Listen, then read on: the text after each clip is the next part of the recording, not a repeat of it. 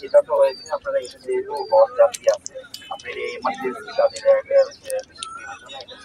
আমরা চালিয়ে দিই। এখন আমরা আপাতত রেললাইন থেকে সরে দাঁড়ান আর পরবর্তী ট্রেনগুলো 2 স্টেশনে আমাদের অবস্থান করবে। আপনারা এবং আমি কন্টিনিউ আমি যোগাযোগ করবো এবং আপনাদের মধ্যে কন্টিনিউ আমার স্টেশনে আসবে।